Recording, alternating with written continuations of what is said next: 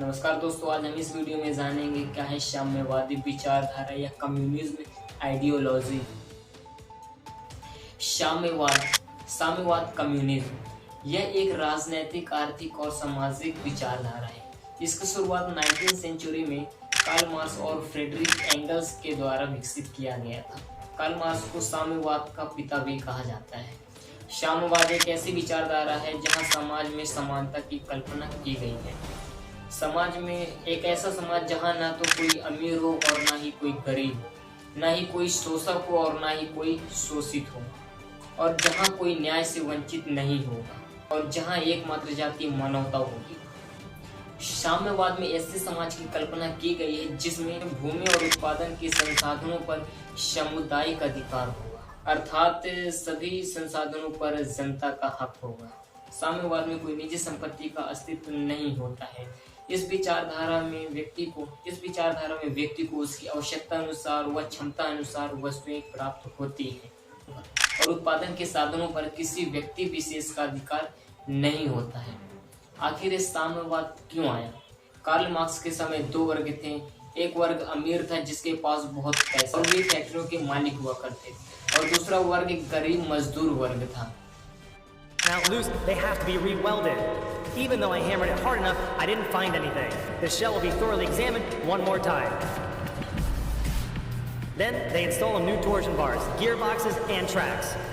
And now let's have a look at the most important mechanical part of the tank. It's a brand new अमीर और गरीब के बीच खाइयां बढ़ती ही जा रही। अमीर जो कारखानों के मालिक थे उनके द्वारा गरीब मजदूरों पर खूब शोषण होता था। इन्हीं परिस्थितियों ने रूस की 1917 की क्रांति को जन्म दिया और साम्यवाद का अस्तित्व सामने आया और रसिया या रूस में साम्यवाद शुरू हुआ।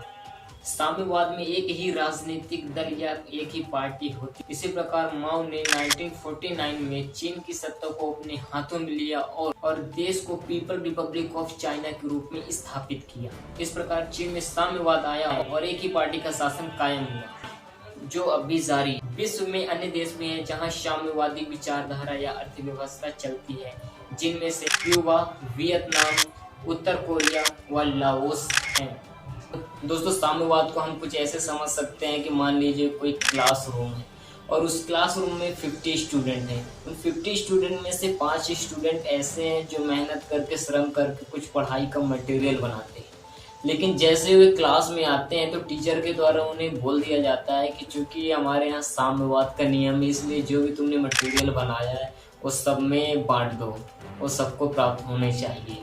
लेकिन दोस्तों, नेक्स्ट बार ऐसा हो सकता है कि मोस्ट ऑफ दी स्टूडेंट जो मटेरियल बना के नहीं ला रहे थे वो आलसी तो है ही, लेकिन साथ ही साथ जो वो 5 बना के ला रहे थे वो भी आलसी हो जाएंगे, क्योंकि उन्हें पता है कि यदि कोई भी मटेरियल बना के लाता है टीचर भी तो उन्हें प्रोवाइड करा ही देंगे, उन्हें प्राप्त हो ही जाएगा। साम्यवाद से उत्पादन की क्षमता में कमी आती है, क्योंकि कोई भी व्यक्ति व्यक्तिगत लाभ की भावना से नियमित श्रम करता है, लेकिन जब उसे पता होता है कि मैं मेहनत 100% करूंगा लेकिन उससे कुछ ही % लाभ प्राप्त होने वाला है जो उसके श्रम से बहुत ही कम है, तो वह श्रम नहीं करना चाहिए। तो दोस्तों, नेक्स्ट वीडियो में हम पूंजीवादी विचारधारा के बारे में जानेंगे और ये भी जानेंगे कि भारत में कौन सी विचारधारा चलती है। दोस्तों, वीडियो अच्छी लगी हो तो लाइक कीजिएगा, शेयर कीजिएगा और सब्सक्राइब भी कीजिएगा और बेल आइकन को भी दबा दीजिएगा, ताकि जब भी मैं कोई वीडियो अपलोड करूं तो उसकी नोटिफिकेशन आपको बिल्कुल टाइम से मिल जाए।